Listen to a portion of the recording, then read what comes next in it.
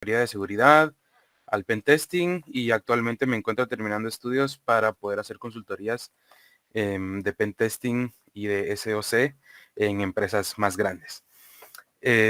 Mi conferencia se va a dividir en dos partes. Siempre me gusta poder explicar un poco conceptualmente qué es lo que se puede hacer, o en el caso del curso de ustedes de estructura de datos, qué información o qué otras utilidades, aparte de la que ustedes le dan a los hashes dentro del curso, son útiles en la vida real, ¿verdad? Y que se usan diariamente, específicamente pues en los sectores de la criptografía, el blockchain, ¿verdad? De parte de Bitcoin y demás, como también pues en la seguridad que nos permite poder tener un Internet más seguro. Entonces voy a tener una pequeña diapositiva, ¿verdad? Que vamos a estar viendo respecto a estos temas para entender un poco mejor. Y luego pues vamos a hacer un par de demos demostrando algunas de estos conceptos, como lo es el hashing con distintos algoritmos.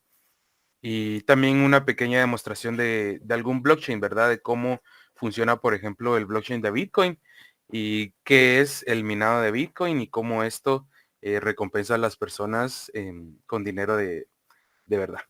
Entonces, permítanme, voy a empezar a compartir mi pantalla y empezamos.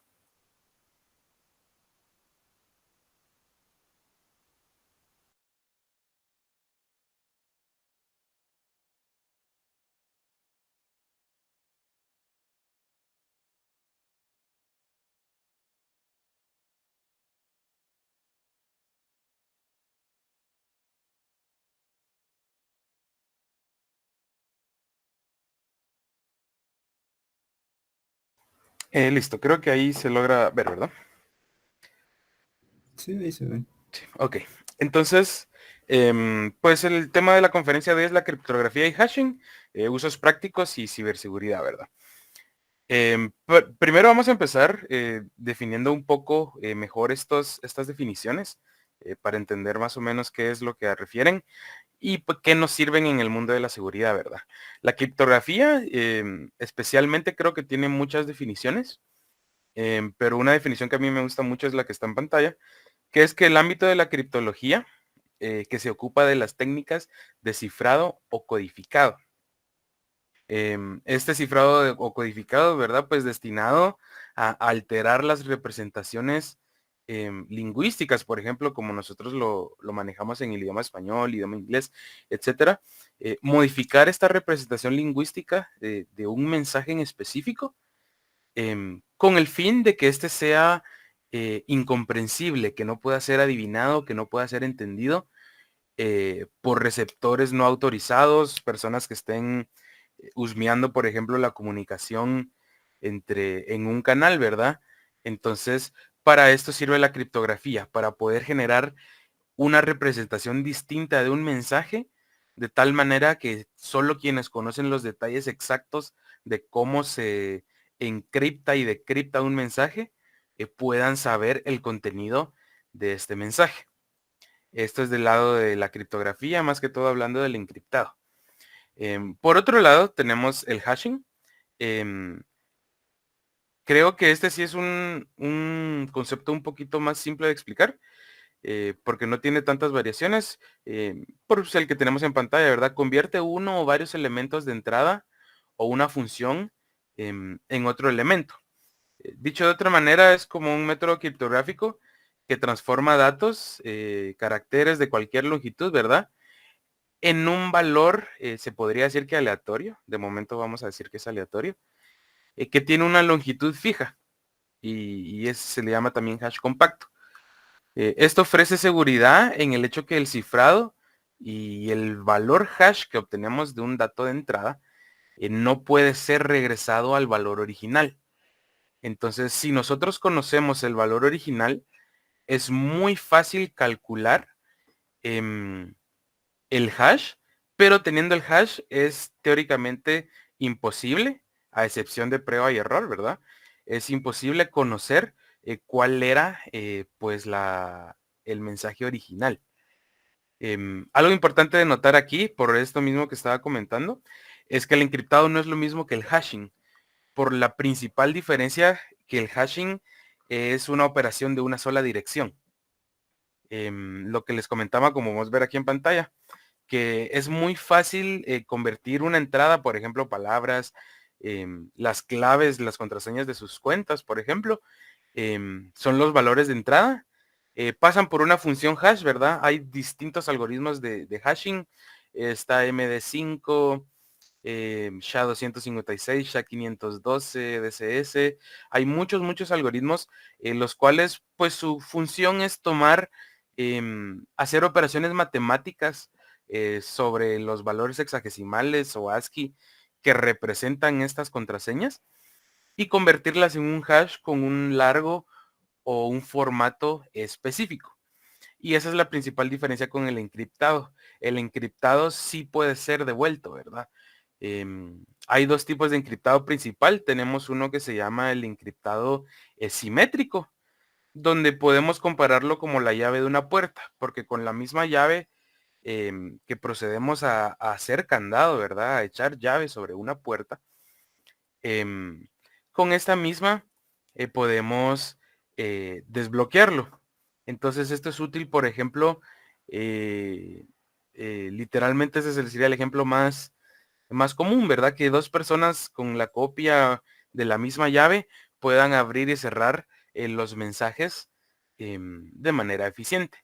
El otro tipo de encriptación que existe es la encriptación asimétrica, em, la cual tiene el diseño distinto, la modalidad de que la clave con la cual encriptamos un mensaje no es la misma clave con la cual lo regresamos a su forma original. Este tipo de encriptación también se le conoce como llave pública, llave privada.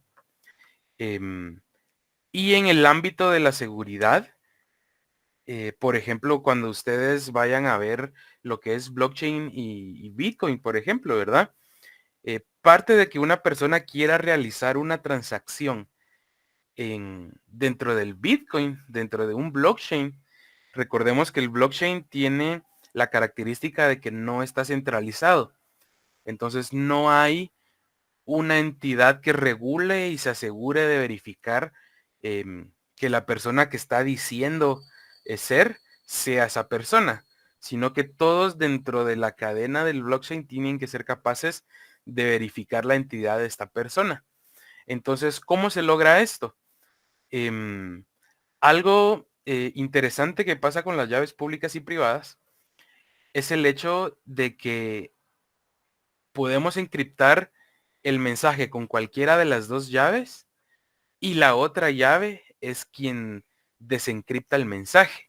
Entonces, ¿cómo le hacemos en la vida diaria para poder hacer algo que se llama no repudiación y autentificación? ¿Cómo yo le puedo demostrar al mundo y a las demás personas dentro del blockchain que yo soy quien digo ser, ¿verdad? Entonces, lo que hago es que cuando esta persona crea una dirección en Bitcoin, ¿verdad? Esta se asocia con una llave pública y una llave privada. Entonces, cuando yo quiero realizar una transacción, por ejemplo, yo quiero decir, bueno, yo quiero pagar, me voy a comprar una silla gamer y una tarjeta de video ahí en el mercado negro, ¿verdad? Y porque quiero minar Bitcoin yo en mi computadora. Entonces, yo vengo y firmo esta transacción que quiere decir, bueno, yo Matus quiero pagar a tal tienda tanta cantidad de dinero. Y ese mensaje lo firmo y lo encripto con mi llave privada. Entonces, cualquier persona en el internet, yo le puedo compartir mi llave pública, ¿verdad? De ende de ahí el nombre público, yo la puedo compartir con quien sea, sin ser un riesgo a la seguridad. Y cualquiera con mi llave pública puede desencriptar el mensaje y el mensaje solamente se va a desencriptar con mi llave pública si fue firmado por mi llave privada. Entonces, esta es una manera, la más utilizada de demostrar, de autentificar usuarios, ¿verdad? Encriptando mensajes con llaves privadas. Podemos ver aquí en pantalla, ¿verdad? Como les comentaba que es fácil teniendo la entrada original. Por ejemplo, tenemos ahí la contraseña de algunos administradores, de algunos editores, ¿verdad? Contraseñas seguras, largas, con bastantes dígitos.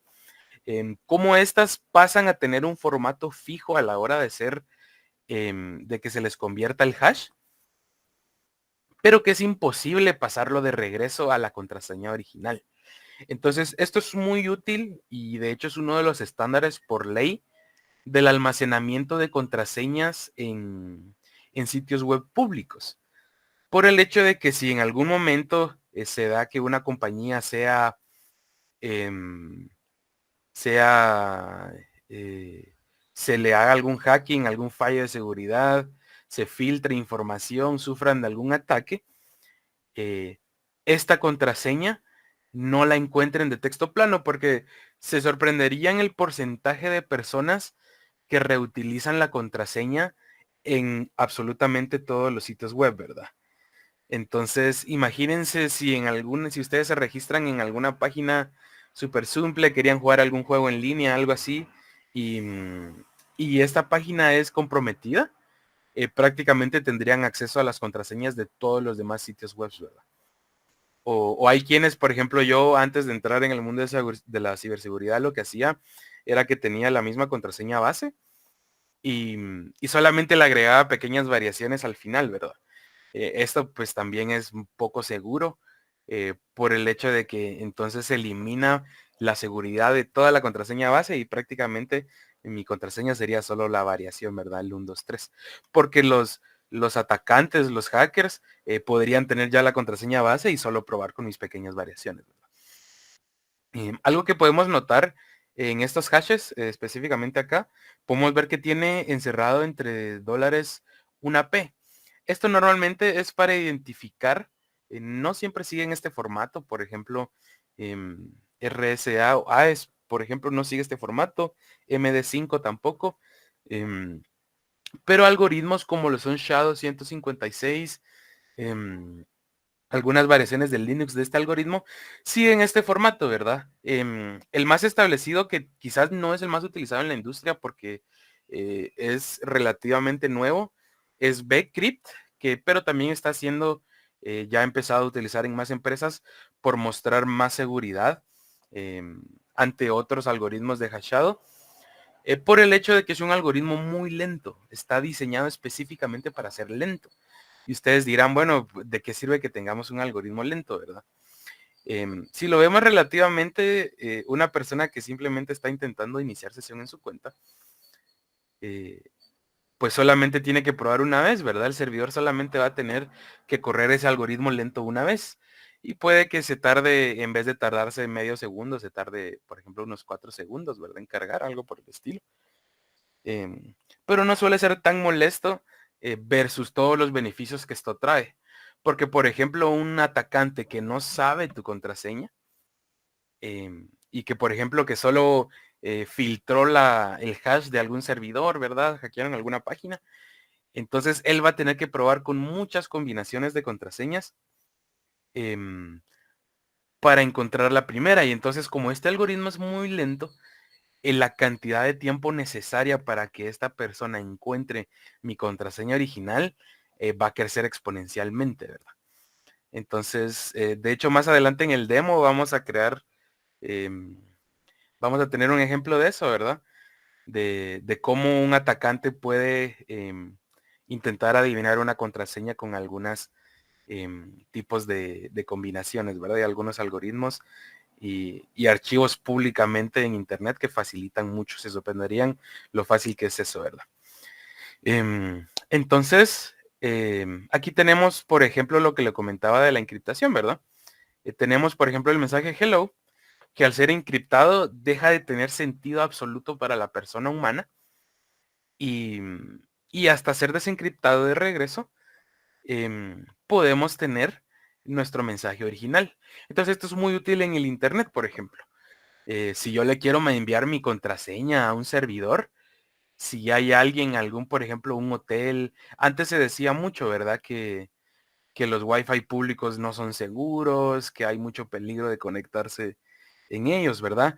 Por el hecho de que si alguien eh, malintencionado crea algún wifi público o algo y las contraseñas se enviaran en texto plano, podría interceptar todo nuestro tráfico y fácilmente saber nuestra contraseña. Entonces, para evitar esto, pues tenemos lo que les comentaba de la llave pública, ¿verdad? Criptografía de llave pública y privada. em, de poder meter nosotros un mecanismo en el cual, por ejemplo, facebook.com, digamos, ¿verdad? El ejemplo de la página de 2015 a 2020, Facebook fue de las principales páginas a las cuales se intentaba hacer víctima a las personas de comprometer sus contraseñas, ¿verdad? Entonces, Facebook puede mandar su llave pública a absolutamente todo el mundo sabe la llave pública de Facebook, no hay ningún problema con eso. Entonces, vengo yo, utilizo la llave pública de Facebook, en este caso Facebook sería Bob, ¿verdad? Bob Publici, encripto mi mensaje con su llave y lo envío en internet de esa manera. Entonces, solamente Facebook, o en este caso Bob, va a poder desencriptarlo con la llave privada.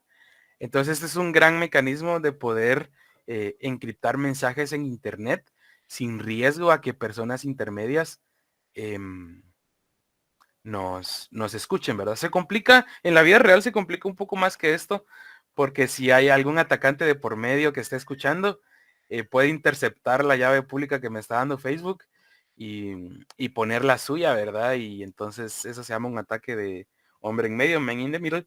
No vamos a entrar en muchos detalles en esos, más allá de que el proceso de compartir llaves tiene muchos pasos extra, ¿verdad?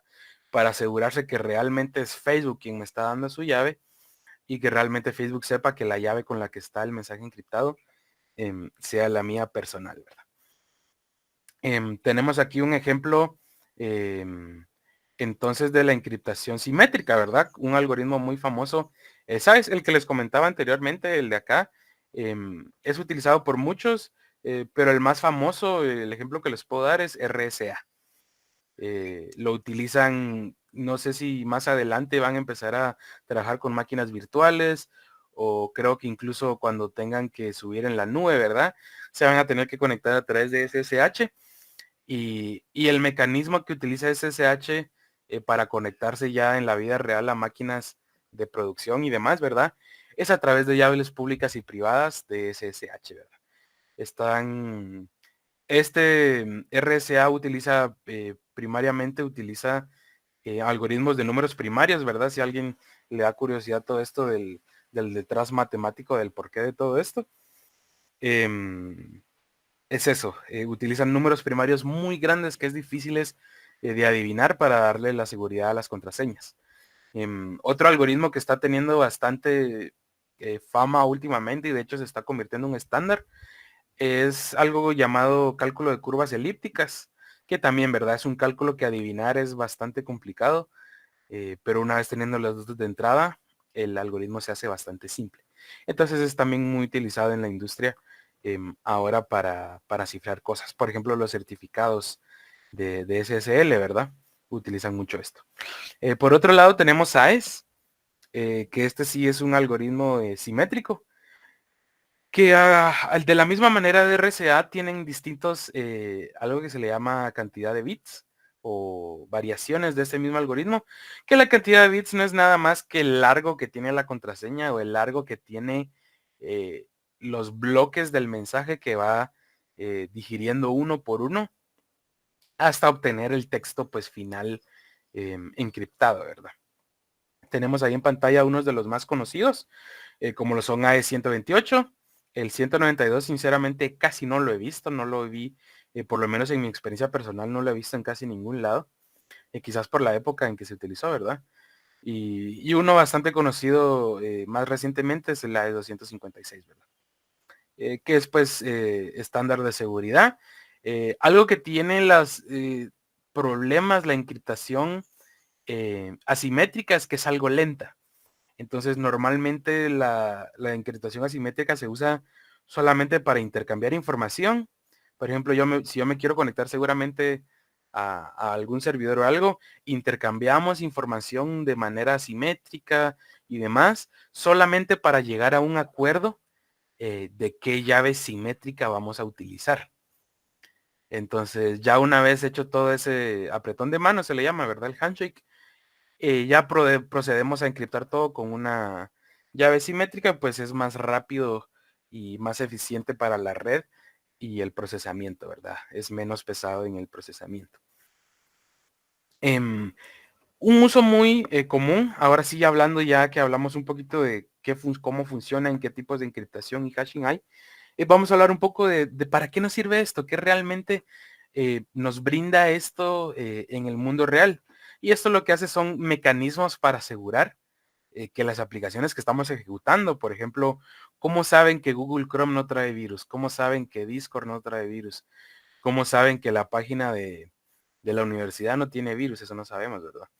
Entonces, ¿cómo podemos asegurar que esto provenga de fuentes seguras? Que cuando lo estábamos descargando en internet no lo modificó alguien malintencionado para agregar malware a nuestros programas. Entonces, una manera fácil de saber esto es con los certificados, ¿verdad? Entonces, por ejemplo, yo como programador vengo y tengo mi código, ¿verdad? Yo programé esto para la empresa de la universidad, digamos, ¿verdad? Programé algo para la universidad y entonces yo genero un hash. Ya hablamos lo que es un hash, ¿verdad? Genero un hash único de mi aplicación. Recordemos que aunque sea un dígito que cambie, una letra, un espacio que cambie en nuestro programa, y el hash cambia absolutamente todo. El hash es totalmente distinto. Entonces nosotros generamos un hash único de nuestra aplicación que identifique solamente a nuestra aplicación. Y nosotros encriptamos ese hash con nuestra llave privada. Entonces, este proceso de encriptar el hash con nuestra llave privada para generar pues el hash encriptado, se le conoce un par de pasos extra, no voy a entrar mucho en tecnicismos, pero se le conoce como generar un certificado. Entonces, cuando yo suba mi código a internet, como lo podemos ver aquí, mi código firmado, va a venir el código de mi aplicación y inmediatamente después o antes va a venir el hash encriptado. Entonces, todo el mundo que me conozca, ya habíamos hablado de que la llave pública la puede tener cualquiera. Como yo encripté el hash con mi llave privada, cualquier persona con mi llave pública va a poder desencriptar ese mensaje y decir, ah, sí, efectivamente, el código genera ese hash. Al desencriptar eso nos generó el mismo hash. Entonces estamos seguros que la empresa que brindó ese certificado, pues le pertenece ese código, ¿verdad? Y que el código no ha sido modificado. En algunas páginas, no en todas, quizás más adelante en la carrera cuando tengan que descargar Docker y cosas por el estilo, se van a dar cuenta que en muchos lugares cuando ustedes descargan, por ejemplo, cuando están descargando el sistema operativo Kali Linux, cuando están descargando Arc, em, van a ver que a la par del link de descarga les va a decir, ah, estos son los hashes del ISO, ¿verdad? Es por lo mismo, para brindarles a ustedes la seguridad de que cuando ustedes estén descargando ese código no se vea modificado por personas de por medio, ¿verdad? Pero entonces, ¿qué es lo que hace a una entidad segura, a una empresa? ¿Cómo puedo saber yo que la página que estoy visitando es segura? Porque yo puedo generar mi propio certificado, ¿verdad? Yo siendo, por ejemplo, digamos que yo soy una persona malintencionada, yo puedo generar mi propia llave pública y privada, firmar algún código con esa llave y dárselo a las personas, ¿verdad? Entonces, ¿qué es lo que hace que mi identidad como persona sea un origen seguro? Y la respuesta a eso son los certificados, ¿verdad? Entonces, hay algo que se llama cadena de confianza, que prácticamente cuando ustedes compran una computadora, esta ya viene con algunos certificados raíz instalados o incluso el sistema operativo viene con algunos certificados raíz instalados, que prácticamente estos certificados raíz son como los administradores, ¿verdad? Son empresas que es literalmente lo más respetado, son entidades internacionales que ese es su objetivo en el mundo, ¿verdad? Que ellos firman con un certificado, ustedes pueden firmar certificados de más abajo en la cadena. Por ejemplo, yo como digamos que yo soy el dueño de la empresa, ¿verdad? Soy dueño de una empresa. Entonces yo como dueño de la empresa le puedo dar funciones de gerente, digamos, a otra persona que no tenga tantos permisos como yo, pero pues es el gerente de la empresa, ¿verdad? Y el gerente entonces puede firmar algo más bajo dentro de la cadena. Y entonces se forma esta cadena de certificados en las cuales si nosotros los vamos siguiendo, siempre, siempre, siempre, sin excepción, vamos a llegar a un certificado raíz, ¿verdad? Entonces, esos certificados raíces se pueden comprar, normalmente son anuales, por ejemplo, para páginas web, que son los certificados TLS o SSL. Em, los podemos comprar anualmente, tienen un costo, depende del tipo, algunos son baratos, algunos sí son un poquito más caros, em, pero pues eso, ¿verdad? Entonces, y ya estas empresas entonces a través de un certificado intermedio, los certificados de servidor, por ejemplo, facebook.com todos los años viene y dicen, miren, yo quiero comprar este dominio, por favor denme un certificado, valga la redundancia, para certificar que el dueño de este dominio soy yo, ¿verdad? Entonces ese viene juntamente con su llave privada, su llave pública, ¿verdad? Permitiendo entonces que cuando yo entre a, por ejemplo, aquí estoy en la página de Canva, ¿verdad? Digamos que yo estoy en facebook.com, entonces viene mi computadora y hace una solicitud del servidor al servidor de facebook.com. Entonces, junto con todo el HTML adjunto, el facebook.com también me brinda su certificado. Es como, llamémosle como el DPI, digamos, ¿verdad? Entonces, me brinda su DPI y es mi trabajo verificar que ese DPI sea válido, ¿verdad? Entonces, por ejemplo, ¿cómo yo hago para saber que un DPI es válido? Lo puedo consultar, por ejemplo, en la página de, del, del RENAP, ¿verdad? Entonces yo puedo meterme al RENAP, buscar un DPI y ver si es válido. Entonces, esa sería un certificado intermedio, ¿verdad? Porque entonces el certificado de servidor sería un DPI. La empresa que crea, que emite ese DPI sería, por ejemplo, el RENAP. Y al RENAP le da permiso cierta parte del gobierno y así nos vamos arriba en la cadenita, ¿verdad? Pues lo mismo sería con Facebook, ¿verdad? Facebook me da su DPI, digamos, ¿verdad? Su certificado. Y me dice, mire, mi certificado está firmado por esta empresa. Entonces vienen sus computadoras, sus celulares y revisan dentro de la lista de certificados raíz que tienen instaladas sus computadoras o sus celulares y dicen, ah, sí, efectivamente, tiene razón, ¿verdad? Eh, quien sea que le haya firmado este certificado a Facebook es una entidad de confianza, ¿verdad? Entonces, prácticamente como les comentaba, son las empresas que son la punta de la seguridad, ¿verdad? Si alguna de estas empresas se ve comprometida, ahí sí estaríamos en grandes problemas, ¿verdad? Permítanme. Listo. Em, entonces, hubo un incidente hace aproximadamente 10 años, 2014, 2015, que una de estas empresas que da certificados de raíz se vio comprometida. Y entonces empezaron a firmar certificados falsos para Gmail y muchas personas de Indonesia e Israel, si no recuerdo mal, se vieron, fueron objetivos, ¿verdad? De estos hackers para hackear sus Gmails y obtener correos de manera ilícita, ¿verdad?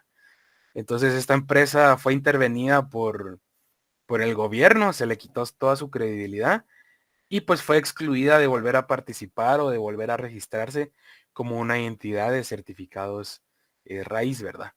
Los más famosos los tenemos aquí en pantalla, es Let's Encrypt, que es más comúnmente utilizado para proyectos pequeños, ¿verdad? Tienen certificados SSL, TLS y para sitios web bastante simples. Es como el punto de entrada, digamos, ¿verdad? Si ustedes quisieran algún certificado para algún proyecto personal o algo por el estilo, siento que esta es la mejor manera de obtenerlo. Otro que lleva mucho, mucho, mucho tiempo en el mercado es Comodo, ¿verdad? Comodo SSL Certificates, que también se dedica específicamente a SSL, pero también tienen certificados llamados DV y EV. Otra solución más completa, a mi parecer, y es mi opción de confianza cuando he tenido que desarrollar aplicaciones para empresas grandes, es DigiCert, ¿verdad? Tiene todo tipo de certificados, desde certificados wildcards, ¿verdad? Por ejemplo, si ustedes tienen, en el caso de la página de la USAC, ¿verdad? Que tenemos varias subdominios, tenemos portal USAC, dashboard USAC, web USAC, todos esos subdominios necesitan certificados distintos, a menos que ustedes paguen un certificado wildcard, que pues prácticamente los engloba a todos, ¿verdad? Solo que esos sí son mucho más caros, ¿verdad? Un certificado normal, por entrar en contexto, podría valer aproximadamente unos $30 al año. Pero un certificado Wildcard sí sube sus precios a aproximadamente $3,000, $4,000. Em, entonces, ese es el uso, ¿verdad? De cómo el hashing y la criptografía nos sirve para brindar un espacio seguro a través del Internet, que podamos navegar en páginas web sin problemas, ¿verdad? Ahora vamos a ver el caso especial, pues, de las blockchains y las criptomonedas. Em, ¿Cómo sirve este tipo de información para las criptomonedas, ¿verdad? Me preguntó un amigo justo hace poquito y ahí el porqué de la ¿verdad? Me decía, yo quiero minar, yo quiero minar criptos, yo quiero minar Bitcoin, yo quiero hacer dinero, decime cómo le hago, ¿verdad? Entonces, desde la vista de otras personas, ¿verdad? De un poquito afuera de todo este mundo, para ellos es tan simple como instalar algún minero, ¿verdad? Por ejemplo, CG Miner es de los más famosos. Lo ponemos a correr, saber qué está pasando, pero ya generamos profit, ¿verdad? Somos millonarios. En la vida real, pues es un poquito más complejo de eso, ¿verdad? Es importante, como lo vamos a ver en la demo dentro de un par de minutos. em, es importante saber el qué hay detrás, ¿verdad? Hacer ese proceso eficiente, porque como son cálculos que conllevan mucho procesamiento de computación, las computadoras se calientan. Entonces, mientras más eficiente sea el proceso de minado, mientras mejores componentes tengan y demás, realmente ahí sí van a poder hablar de sacar ganancia, ¿verdad? Tengo un amigo que igual desconocía un poco del tema y él dijo, bueno, voy a aprender un par de máquinas virtuales en AWS, las voy a poner a minar y solo pago yo la luz, ¿verdad? Y entonces se dio cuenta que en ese caso pues no salía rentable lo que estaba gastando en las máquinas, ¿verdad? Que la ganancia, habían semanas donde el margen de ganancia era de ganar como $2. La siguiente semana perdía 10. Entonces, para el minado de criptomonedas sí se suele optar por tener una máquina local, ¿verdad? Decir, bueno, la vamos a optimizar. A veces son en grandes bodegas con unos grandes ventiladores. Hace poquito, si puedo, después de la conferencia les voy a enviar un link. Encontraron una granja de criptomonedas ilegal en no sé qué parte de Alaska que estaban aprovechando el frío del hielo, ¿verdad? Y eso para enfriar a sus computadoras, pero pues no tenían las licencias ni nada de eso para eso, ¿verdad?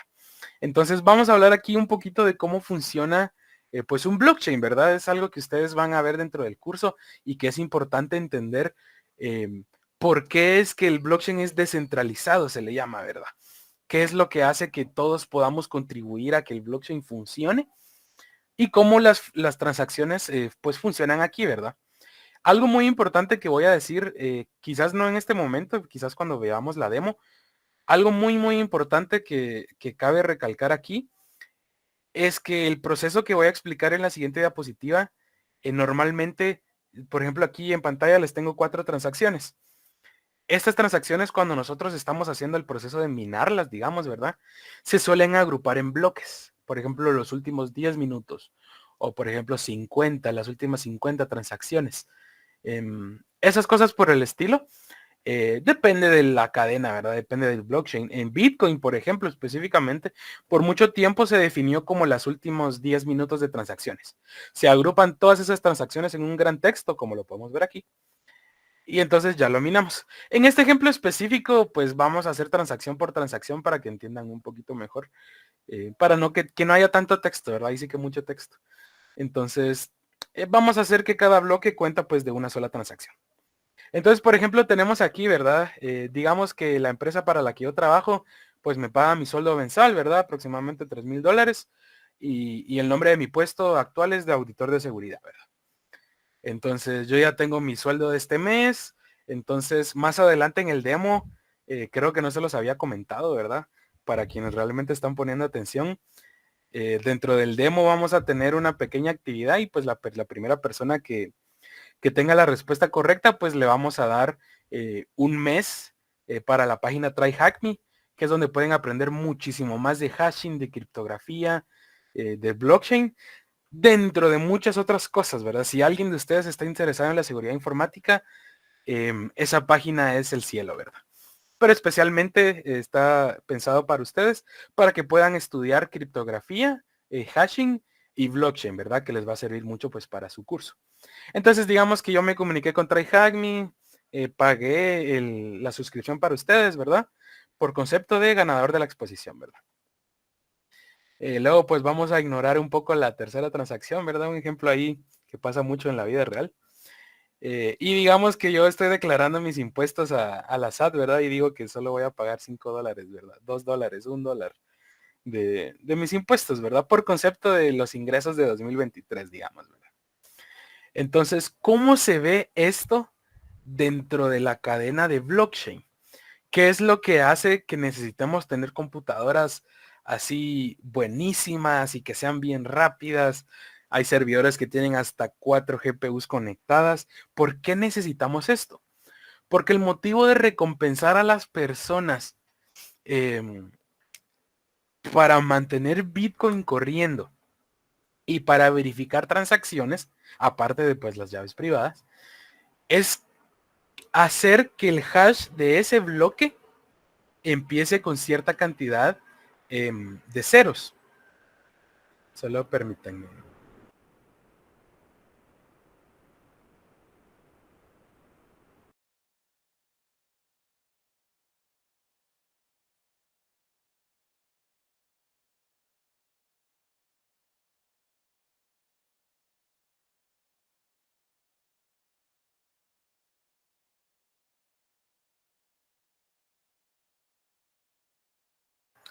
Bueno, creo que ahí, disculpa si se escucha por ahí ruido de algún camioncito por acá, alguna construcción habrá por acá, ¿verdad? Pero entonces, tenemos que calcular parte de meter una transacción al blockchain, ¿verdad? Es que el hash que genere, empiece con cierta cantidad de ceros. Esa cantidad de ceros necesaria va creciendo a lo largo del tiempo. Hace 10 años, por ejemplo, era un poco más fácil minar. Ahora la dificultad actual del blockchain, específicamente de Bitcoin, em, pues ha crecido bastante, ¿verdad? Entonces, en el ejemplo del demo de hoy, pues vamos a poner solamente un par de ceros ahí, ¿verdad? Porque si no estaríamos aquí bastante tiempo. El demo que les preparé utiliza solamente un núcleo de mi CPU. Mi computadora, aparte de que pues tiene ahí un procesador decente, pues no es lo mismo que un servidor de minado, ¿verdad? Entonces, esta cantidad de ceros que tiene que tener un hash al inicio, se le conoce como dificultad. Entonces, prácticamente viene el blockchain y le dice a todos los que quieran minar en él, miren, para que esta transacción sea aceptada, el hash de la transacción tiene que tener 4 ceros al inicio, o 3 ceros, o n ceros, ¿verdad? Es la dificultad. Entonces, ¿cómo hacemos que la transacción que estamos registrando? Porque pues obviamente yo no puedo modificar la transacción que Serrom quiera hacer, ¿verdad? Esto de aquí no lo podemos modificar. Pero ¿qué sí podemos hacer? Le agregamos un numerito. Le podemos agregar un numerito. Por ejemplo, probamos con 1, 2, 3, 4, 5, 6, 7. Probamos con cualquier número para cambiar el hash hasta que éste obtenga la cantidad de ceros inicial que queremos. Porque algo que es curioso de los algoritmos de hashing es que nosotros no podemos predecir el hash que se va a generar. No tenemos la más mínima idea de decir, bueno, si yo le agrego esto, puede que sí empiece con más ceros. Matemáticamente es impredecible la cantidad de ceros con la que va a contar pues nuestro hash. Entonces ahí sí que toca prueba y error, ¿verdad? Y aquí es donde entra en juego tener computadoras así buenísimas. Porque mientras mejor mi computadora, más hashes por segundo yo puedo generar. Y entonces tengo más probabilidad de encontrar ese nonce, ¿verdad? Se le llama, a ese numerito aleatorio se le suele llamar nonce. Entonces yo tengo más probabilidades de encontrar ese nonce antes que nadie y va a ser a mí a quien recompensen por esa transacción. Entonces, y quien gane se lleva, le dan un porcentaje, ¿verdad? Le dan Bitcoin, gana esa moneda y entonces esa transacción ya es aprobada y se mete dentro del blockchain. Ahora, esto otro que tenemos aquí que no había mencionado es que para asegurar la integridad del blockchain y que las transacciones no se vean alteradas a lo largo del tiempo, es que la transacción siguiente se le agrega como texto, se le agrega el hash generado anteriormente. Entonces digamos que aquí arriba generamos un hash de 00 FABC, digamos, ¿verdad? Entonces ese texto se agrega aquí antes de la siguiente transacción, 00FABC. Y entonces el nuevo hash que calculemos, pues incluye el hash anterior. Y eso creando pues esta cadena de seguridad, ¿verdad? Y que no podamos en ningún momento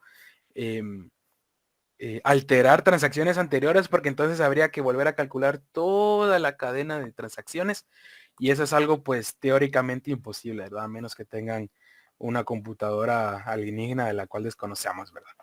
No hay actualmente ni juntando los servidores de Google, Facebook y eso, no se cuenta con procesamiento suficiente para volver a calcular una secuencia de bloques lo suficientemente grande como para ser significativa, ¿verdad? Tenemos un mapa aquí, creo que el texto se ve algo pequeño, ¿verdad? Yo de igual manera lo voy a estar leyendo, no se preocupen. Pero pues este es prácticamente el proceso general de Bitcoin, ¿verdad? Que es lo que hemos estado hablando. Empezamos con el usuario, ¿verdad? Tenemos aquí, normalmente cuando estamos hablando de criptografía, se suele hablar de las dos personas que están intentando hablar como A y B. Y entonces de la A viene el nombre Alice y de B viene el nombre Bob, ¿verdad? Entonces tenemos que aquí en esta parte de arriba, que Alice y Bob ambos tienen una billetera, ¿verdad? Se les suelen llamar wallets. Crearon su billetera, se registraron, después de la conferencia del curso vinieron y crearon sus wallets, ¿verdad? Les interesó este tema. Y entonces las wallets lo que hacen es guardar direcciones. Pueden pensar en una wallet como un registro en el banco y que dentro del mismo banco ustedes pueden tener distintas cuentas, ¿verdad? Para llevar pues su historial de transacciones y pues ahí sí que su economía, pues por separado, ¿verdad? Entonces cada una de estas direcciones está asociada, como les comentaba, de este lado. Cada una de estas direcciones, como podemos ver ahí las torrecitas de monedas, está asociada a una llave pública y privada, ¿verdad? Entonces, cada una de ellas es independiente. Normalmente, no sé si se alcanza a leer, pero de igual manera, pues es eso, ¿verdad? Que es una dirección aleatoria, o sea, es una cantidad así de números aleatorios que se genera, ¿verdad? Y cada una de estas direcciones dentro del blockchain tiene pues su balance, ¿verdad? En alguna, ahí sí que como en el banco en la vida real, ¿verdad? En una cuenta yo puedo poner cierta cantidad de dinero, en la otra cantidad, etcétera, ¿verdad? Entonces, ahora, ¿qué pasa si Alice quiere entonces enviar una transacción a Bob? Entonces, lo podemos ver aquí, ¿qué pasa si yo quiero hacer esto? Entonces, viene Alice, firma la transacción en el blockchain con su llave privada, como lo habíamos hablado, ¿verdad? Firma ella con su llave privada y entonces cualquiera de los minadores de criptos o pues el blockchain como tal puede confirmar que esta transacción viene de Alice usando su llave pública.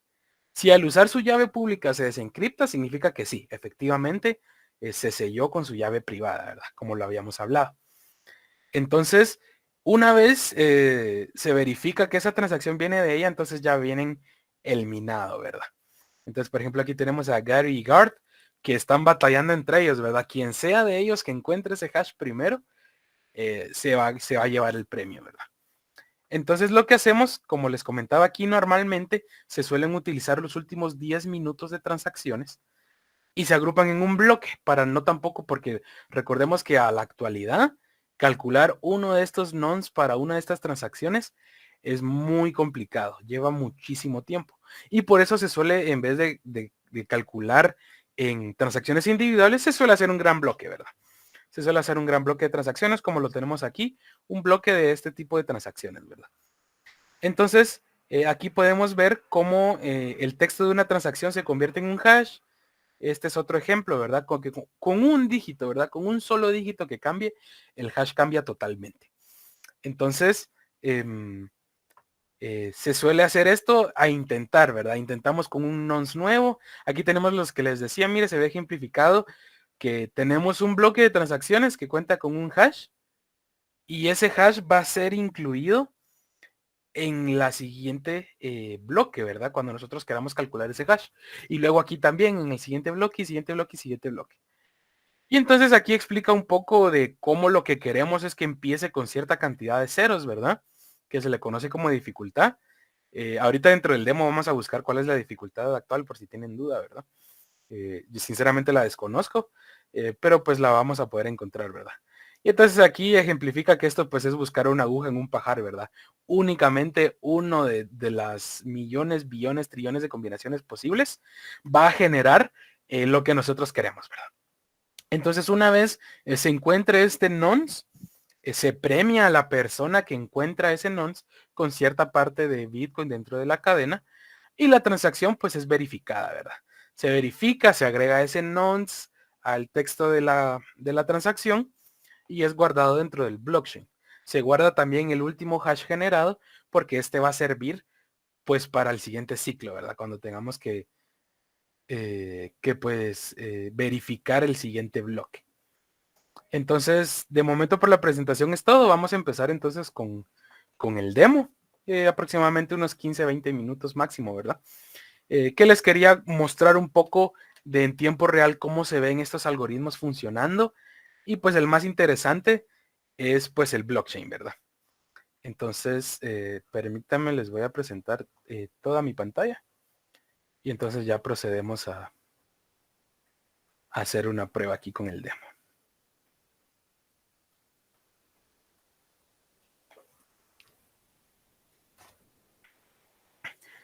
Bueno, como podemos ver acá, esta computadora, ¿verdad? Pues sinceramente, quería pedir permiso en el trabajo para usar una de las supercomputadoras que tenemos allí, ¿verdad?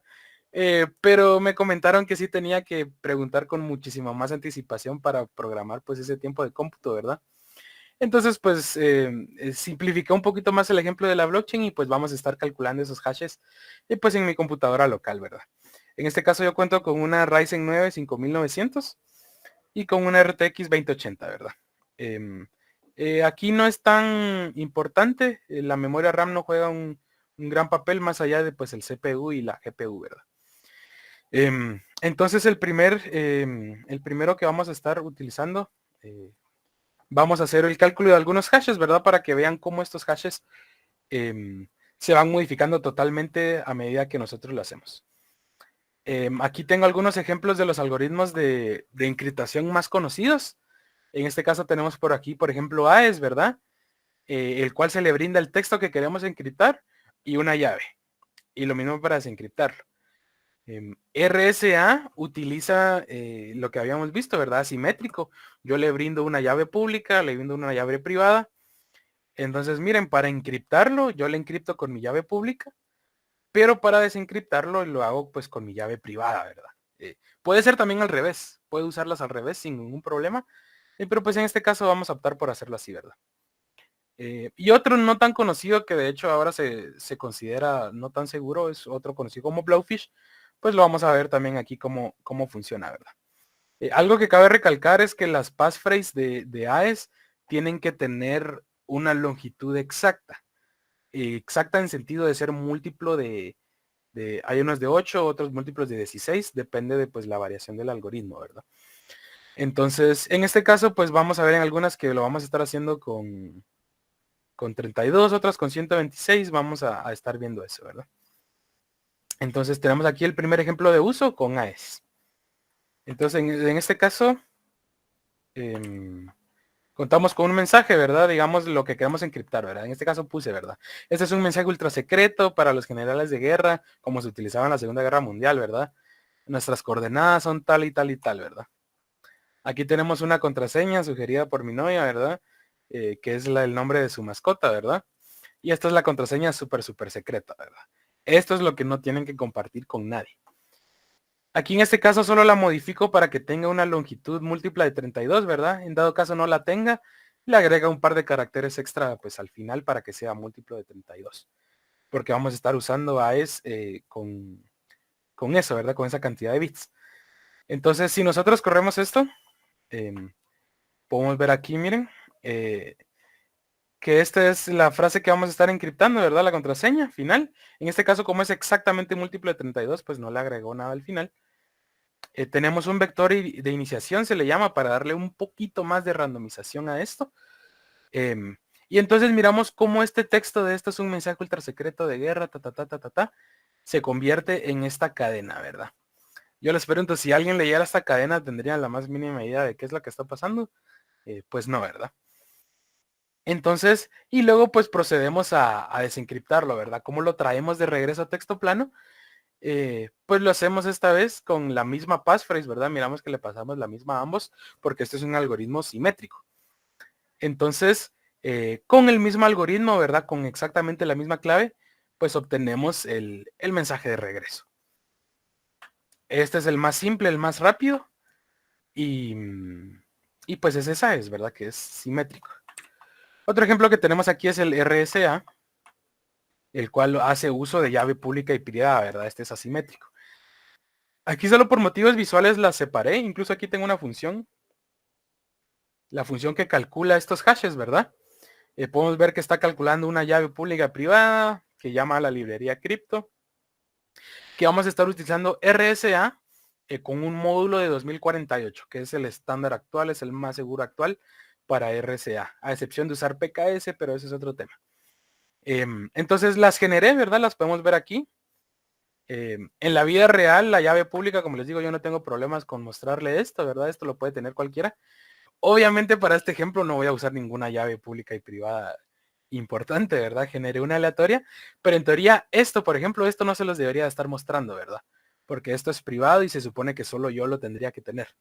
Estas pues son una llave pública y privada generadas aleatoriamente y no tienen mayor significado, no hay problema con que se las muestre.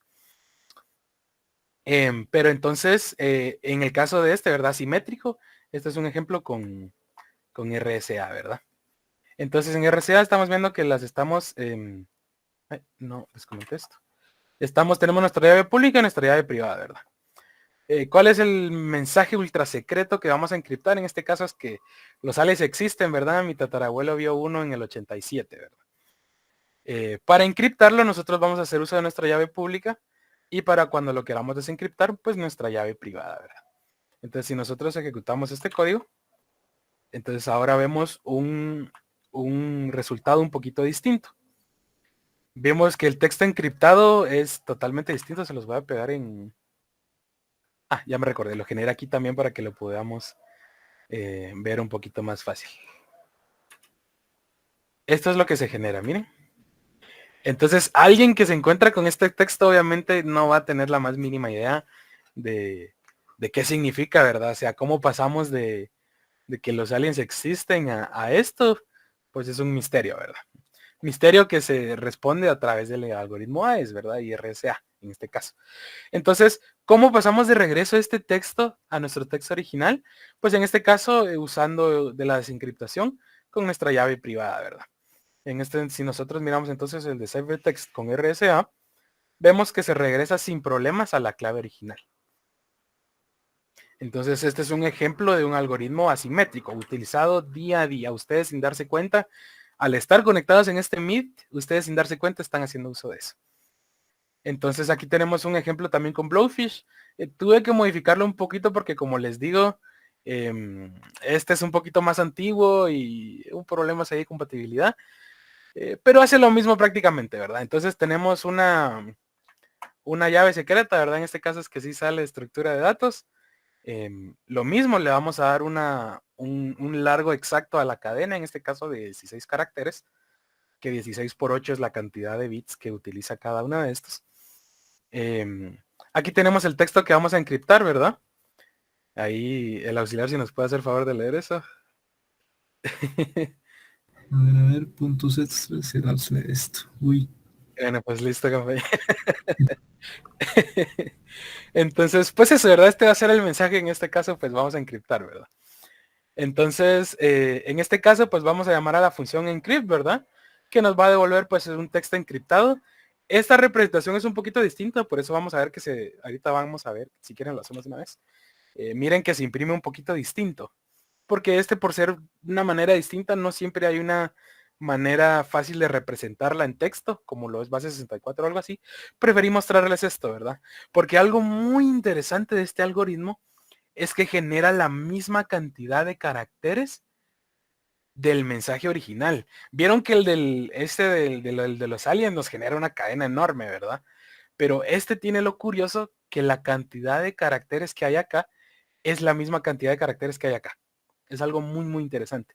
Pero en forma de matriz y otras cosas que no vamos a entrar en detalle, ¿verdad? Para quien se gane el curso o incluso dentro de la página de Try Hackney, hay cursos gratuitos. Si a alguien realmente le interesa aprender esto, hay muchos cursos gratuitos. Pero pues también hay los de pago, ¿verdad? Que suelen ser mejores. Entonces este sería el ejemplo de Blowsheet, ¿verdad? Vemos cómo entonces tomamos este mismo texto el encriptado, ¿verdad? Y se lo pasamos a la función de desencriptar para ver entonces aquí el texto original. Agarramos esta matriz y la desencriptamos y si vemos el texto desencriptado con Blowfish, pues regresamos al texto original, ¿verdad? Entonces, este sería el demo de pues la criptografía, ¿verdad? Y el más interesante a mi parecer, que creo que les va a parecer un poquito más interesante, es el ejemplo del blockchain, ¿verdad? Entonces, por aquí alisté yo las mismas transacciones que nosotros tenemos, que tenía en la diapositiva. Y vamos a hacer que esas transacciones, cómo se procesan en el blockchain, ¿verdad? Aquí obviamente pues siempre hay una transacción inicial o como les comentaba anteriormente, ¿verdad? Se calcula un hash de la transacción anterior. Aquí pues como obviamente no tenemos transacciones anteriores, vamos a suponer que este es el hash anterior, ¿verdad? Cualquiera de ustedes, este es el primer punto para quienes quieran ganarse el premio, ¿verdad? Si buscan Shadow 156 online y abren la página de GitHub, ustedes van a poder ver cómo se transforma un texto, así como lo estábamos haciendo, pero de manera un poquito más rápida. ¿Qué es lo que produce este mensaje? Entonces, miren, por ejemplo, tenemos hola, nos produce este SHA, ¿verdad? Entonces yo les había alistado este hash. Por ejemplo, si yo meto el texto edd si sale, nos genera este hash, ¿verdad? Que empieza con 7b3 y termina con c3b. Lo tenemos aquí, ¿verdad? 7b3 y 63b. Entonces, el primer punto para quien quiera ganarse los puntos es que pongan mi primer nombre y mi apellido en esta herramienta y que me digan qué hash le sale. El que tenga el hash correcto se gana el primer punto. A ver, veamos, ya hay uno allí.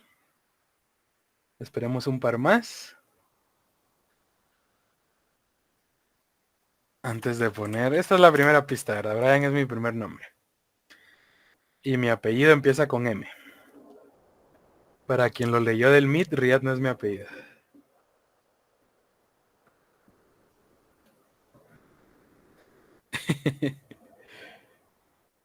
Bueno, veamos. Y entonces el correcto en este caso sería 283 y que termine en 89D. Entonces vemos ahí que el primero en ponerlo fue Diego Andrés Dubón. Y casi le gana a Sharon, ¿verdad? También tiene el hash correcto. Y vamos a ver, entonces les vamos a dar un punto a cada uno. Y entonces el desempate va a ser para el blockchain, ¿verdad? Vamos a hacer ahí un par de preguntitas. Pero entonces aquí, pues este es el hash con el que vamos a empezar, ¿verdad? Realmente puede ser cualquier hash. En la vida real, pues ya tendría que tener su dificultad seteada, ¿verdad? Cierta cantidad de ceros. Aquí calculamos el nonce, ¿verdad? ¿Qué es lo que agarramos para calcular ese numerito? Agarramos el hash anterior, aquí se llama current, pues porque no hemos calculado el siguiente. Le vamos a agregar un salto de línea, vamos a agregar la transacción actual y luego le vamos a agregar un salto de línea y el numerito que estamos intentando encontrar, ¿verdad? Entonces esta función calcula ese hash y pues nos devuelve el SHA-256 de eso, ¿verdad? Aquí es donde realmente vamos a encontrar el nonce, ¿verdad? Vamos a empezar con 0 y vamos a ir subiendo de uno en uno hasta que encontremos, por eso tenemos el while true aquí. Vamos a seguir indefinidamente hasta que encontremos un hash que cumpla con esas características, ¿verdad? Entonces, en este caso, miren, le vamos a decir, mire, si el hash empieza con cierta cantidad de ceros, aquí viene que la dificultad, ¿verdad? Que es n ceros. Si el hash empieza con cierta cantidad de ceros, pues lo encontramos, ¿verdad? Definimos el siguiente hash y retornamos el nonce. Aquí es donde pasa el proceso de un bloque, ¿verdad? Como les comentaba, aquí importante este comentario, en la vida real estos se agrupan en bloques, ¿verdad? Se agrupan unas 100 transacciones, en el caso de Bitcoin son los últimos 10 minutos, y se agrupan en un solo bloque y sobre eso se calcula el hash. En este caso pues lo estamos haciendo transacción por transacción, ¿verdad? Aquí pues generamos lo mismo, ¿ve? El texto de la transacción, como lo habíamos visto en las diapositivas, es el origen, el destinatario, la cantidad y una breve descripción de por qué, ¿verdad? Esta de hecho la mayoría de blockchains no lo tiene, pero pues por motivos de ejemplo lo vamos a poner allí, ¿verdad? Vamos a calcular el nonce de manera iterativa y cuando ya hayamos calculado ese nonce, pues entonces ya metemos una nueva entrada en nuestro blockchain, ¿verdad? Por eso le damos blockchain entry. Seteamos que ahora el hash actual es el que acabamos de calcular y retornamos eso, ¿verdad? Entonces aquí tenemos una pequeña función que va a agarrar todas las transacciones nuevas, ¿verdad? Aquí tenemos ese for each, va a agarrar todas las transacciones y las va a agregar al bloque. Entonces, una vez ya estén todas en el bloque, pues nos las va a imprimir cómo se van viendo, ¿verdad? Cómo se ve un blockchain en la vida real. Y, y ya, ahora vamos a empezar con una dificultad simple, ¿verdad? Por motivos de ejemplo, obviamente no puedo extenderme mucho, ¿verdad? En la vida real. Hagamos eso. Eso se me hace curioso que adivinemos em, cuál es la cantidad de ceros que hay ahora. Esta dificultad es correlativa, no es que sea esa cantidad de ceros, ¿verdad? Pero esta aproximadamente son unos, creo que son como 30 y algo ceros. Entonces ustedes tienen que calcular un hash que tenga 30 ceros al inicio, ¿verdad? O algo por el estilo. Entonces, y ahora vamos a ver cómo con simplemente números pequeños de ceros, incluso mi compu que tiene un buen procesador, se va a tardar en encontrarlo, ¿verdad? Empecemos con un cero, ¿verdad? El ejemplo más fácil. Si nosotros corremos esto, vemos que ya terminó.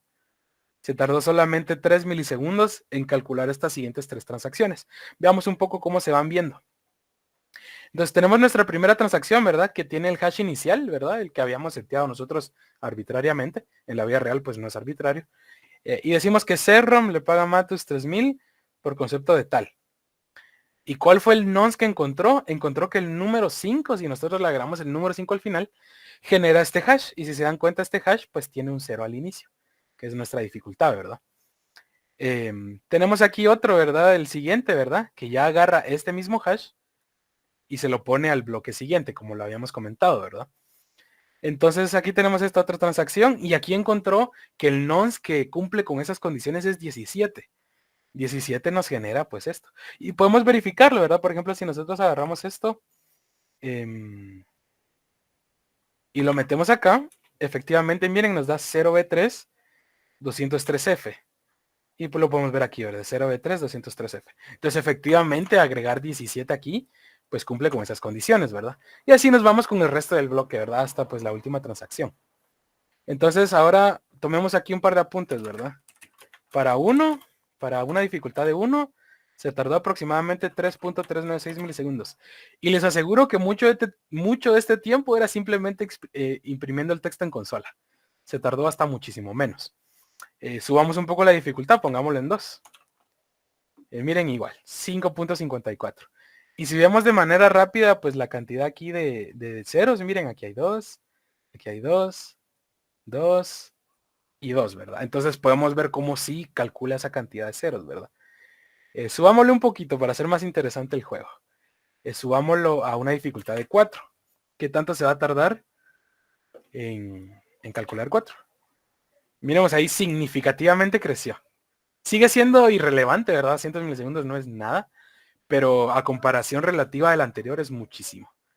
Y podemos ver aquí cómo entonces, si se dan cuenta, los hashes empiezan con esa cantidad de ceros. Lo podemos ver aquí y demás. Entonces empezamos a apuntar desde aquí. Con 4 se tardó 206 milisegundos aproximadamente, ¿verdad? Miren lo mucho que crece con 5. Ahora sí, ya no vemos que termina inmediatamente. Ahorita mi compu está pensando. Ya escuché hasta el ventilador activarse, ¿verdad? Y vemos que ahora se tardó 7 segundos en hacer ese cálculo. Entonces modificamos, mira, aproximadamente 7 segundos, ¿verdad? Algo interesante se los voy a poner aquí en pantalla también de ladito. Cuando estemos viendo esto. Los recursos que estoy usando en mi computadora. Cada una de estas barritas es uno de los CPUs. No van a ver que se disparen todos porque para este ejemplo específico pues usa un solo CPU, ¿verdad? Pero ustedes van a ver que alguno de estos CPUs se dispara al 100%. Entonces ahora probemos con dificultad de 6. Y miren, se está tardando. Miren, aquí hay uno que está al 50%. Miren, este ya se disparó al 100%. Ahora este. Miren, este está al 100%. No ha terminado de calcularlos. Nos vamos a quedar aquí un ratito. El día de ayer que hice pruebas para una dificultad de 6 ceros, se tardó aproximadamente 1 minuto. Entonces, esperemos ese minuto. Quizás para la siguiente dificultad ya crezca en horas, ¿verdad? Entonces, para aprovechar un poquito el tiempo ya para ir culminando, pues la respuesta ganadora no la elegí yo. La pregunta para hacerles, ¿verdad? No la elegí yo, fue de parte de TryHackMe. Ellos me pidieron que ellos elegir la pregunta. Y entonces quien la responda primero en el chat, pues se gana el cupón, ¿verdad? Si es alguna de las dos personas que ya había participado antes, pues vamos a hacer ahí una manera de desempate.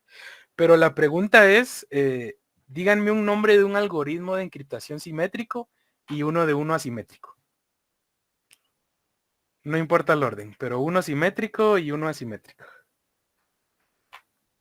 El primero ahí en el chat. Para mientras podemos ver cómo ahora sí los CPU se calmaron, ¿verdad? Y miramos que se tardó 1 minuto y 7 segundos aproximadamente lo de que calculé el día de ayer. En hacer el cálculo de los hashes, ¿verdad? Para mí es bien satisfactorio ver los hashes. Como podemos ver que efectivamente empiezan con esa cantidad de ceros, ¿verdad? Entonces vemos aquí igual, tenemos esta cantidad de ceros. Y vemos que ahora sí se tardó un montón en encontrarlo. Podemos ver que los nonce son números muy grandes. Esta es la cantidad de, teóricamente si lo comparamos así, porque usamos un contador, ¿verdad? Esta es la cantidad de intentos que tuvo que hacer mi computadora para encontrar un hash que cumpla con esas condiciones, ¿verdad? Tenemos ya ahí en el chat la respuesta correcta. AE sería un algoritmo de encriptación simétrico y RSA, como lo vimos en el ejemplo aquí anterior, pues es uno asimétrico, ¿verdad? Con llave pública y privada. Entonces, muy bien, antes si me podrías dejar por ahí tu número de teléfono o tu correo y te va a estar después de la conferencia, te contacto ahí para brindarte tu suscripción a TryHackMe. Entonces, pues este sería, ¿verdad? Vemos cómo tenía curiosidad de ponerlo, dejar ahí un 8 o algo así por el estilo. Y ya les cuento yo dentro de una semana qué hash se encuentra, ¿verdad? Porque sí toma bastante tiempo, ¿verdad? Entonces, ahora un pequeño súper resumido demo ya para ir acabando, ya me pasé un poquito del tiempo. Tenemos de esta manera para demostrarles en TryHackMe qué es lo que yo hago, qué es lo que se hace en TryHackMe. Hay rooms para aprender, pero este no es un room para aprender, este es un room para poner a prueba cosas. Entonces, creo que lo puedo resetear. Sí, para que no les sople ahí las respuestas. Entonces, igual este es un premio extra, es un cupón de descuento para TryHackMe. Voy a hablar, incluso yo personalmente les quisiera dar una segunda suscripción a una segunda persona. Para quien quiera hacer esto, ¿verdad? Se pueden ir a la página hashes.com y les voy a poner ya estos hashes en el chat y quien me diga cuáles son las contraseñas que generan estos hashes, se gana algún premio, ¿verdad? Estos no creo que los encuentren, pero por lo menos de estos tres creo que sí los encuentran. Entonces meten ese hash a esta, yo voy a meter este último, por ejemplo. Voy a meter este último hash a esta página. Meto el captcha. Y efectivamente, cuando son contraseñas muy comunes, esto es algo que ustedes también van a ver en el curso, que son tablas hash. La gente se dedica a precalcular hashes y dejarlos guardados. Entonces ellos intentan un montón de combinaciones de contraseñas y entonces por eso es malo utilizar contraseñas muy conocidas, contraseñas simples, porque puede ser que alguien ya se tomó el tiempo de calcular el hash y entonces la contraseña se las van a adivinar en una nada, ¿verdad? Hay un par de mecanismos para contrarrestar este tipo de cosas, pero pues tema para otro día, ¿verdad? Ahí les dejé 3 hashes en el chat. Quien también se quiera ganar uno de estos premios puede ir a hashes.com y ver qué contraseña les arroja. Por ejemplo, el mío me arrojó que la contraseña es Eternity22, ¿verdad? Entonces si yo intento poner esto aquí, efectivamente es la correcta, ¿verdad? O ahí Juan José Almengor, y las 3 incluso. Excelente, a ver, confirmemos. La primera dice que es easy. En efecto, esa es la respuesta correcta. La siguiente es password 123, la contraseña más segura del mundo. Efectivamente, esa es la contraseña correcta. Y la siguiente es let me in, ¿verdad? Creo que sí. Y listo, esa es la contraseña. Para este se utiliza una técnica un poquito más compleja. Algunos programas como lo es Hashcat. Aquí tenemos, miren, aquí de hecho yo estaba haciendo pruebas ayer. Por ejemplo, si yo quisiese calcular esto, vamos a dejarlo con 2 letras. Yo solo sé, por ejemplo, aquí de pista, ¿verdad? Tengo que la contraseña tiene 4 dígitos y que me soplaron por ahí que empieza con BL. Entonces, si yo hago esto, este programa sí que está poniendo en uso mi GPU. Y entonces esta la cantidad de hashes que está probando por segundo es enorme. Ahorita no la va a calcular porque pues este hash ya lo calculó mi computadora. Podemos probar con otro. Vamos a cambiar ligeramente el hash. Y entonces hacer cálculo de este tipo de hashes es enorme, ¿verdad? Es computacionalmente bastante extenso y ahí sí que hay programas dedicados al minado de contraseñas. Entonces ya para culminar, pues eso, ¿verdad? Les quería presentar un poquito de mi perfil acá en TryHackMe. Yo pues llevo bastante tiempo. Para quienes me conocen, creo que había un par de personas aquí con las que he estado antes, me conocen como Diosito, ¿verdad? Es porque en esta yo ya alcancé el rango último de God, que pues se me considera, por lo menos para ciertos campos, se me considera un experto, ¿verdad? Ahí siempre se aprende, ¿verdad? Siempre, siempre se sigue aprendiendo, nunca se sabe todo, ¿verdad? Pero pues he completado muchos de estos rooms, ¿verdad? Muchos les van a servir en la universidad. Por ejemplo, hay algunos para Tmux, hay algunos para SSH, OpenVPN, hay cursos de Linux, y hay muchísimos más, ¿verdad? Hay de Docker, hay de para hackear Docker. Podemos ver aquí el que yo, miren, creo que se los puedo enseñar incluso, que es el que es exacto. Miren, el que es el que yo les quería compartir. Para el ganador es un curso muy, muy bueno para aprender sobre hashing y demás. Tienen sus interactivo, tiene su texto, qué uso se le da. Aquí estaban las Rainbow Tables, ¿verdad? Que es el ejercicio que acabamos de hacer aquí. Y hay muchos, muchos, muchos, ¿verdad? Hay muchos, muchos rooms en los cuales ustedes pueden aprender mucha información aquí. Entonces se los recomiendo mucho. Les voy a pasar el link exacto de específicamente los rooms que yo les recomiendo para este curso. Tenemos, creo que puedo ver, eso lo puedo ver en mi perfil. No, no se ve, qué raro. Pero aquí, si no en mi dashboard. Sí, en mi dashboard. Esto es a lo que yo me dedico, ¿verdad? El día de hoy justo estaba terminando de hablar con un ingeniero, ¿verdad? Que ya ahorita que yo termine semestre y demás, pues por semestre se me complica un poquito la universidad, ¿verdad? Pero que yo ya estos próximos meses que vienen, yo ya voy a terminar de especializarme un poco en Windows, ¿verdad? Y ya voy a poder optar para algunas certificaciones un poquito más avanzadas, ¿verdad? Para quienes estén interesados en el campo de la seguridad informática, les recomiendo muchísimo esta página. Realmente tienen caminos guiados de qué es lo que aprenden. Yo actualmente estoy estudiando SOC y se los recomiendo muchísimo. Entonces ahí solo antes de irme voy a apuntar el correo del compañero y te voy a estar ahí notificando con tu premio, ¿verdad? Y también para Juan José Almengor, si me pudieras pasar también tu número de teléfono o correo, también te voy a estar notificando ahí con tu suscripción. Entonces, espero les haya gustado, compañeros. Esta ha sido mi demostración de lo que es criptografía y hashing. Para que tengan curiosidad también este código se los voy a estar subiendo a un GitHub y se los voy a estar pasando a través de Carlos, ¿verdad? que les pueda compartir para si quieren experimentar un poco y ver realmente cómo es que funciona más a detalle estos algoritmos, pues se los recomiendo, ¿verdad? Entonces eso sería todo. Muchas gracias por su atención. Gracias, Brian. Estuvo muy interesante y pues no me queda nada más que agradecerte por tu tiempo y por compartirnos un poco de tu conocimiento, que estoy seguro que fue de mucho valor para todos, ¿no? Y espero tenerte de vuelta en un futuro. Gracias. Sí, está bien, un gusto que me hayan invitado también. Y pues éxitos compañeros, muchos éxitos ahí en su curso.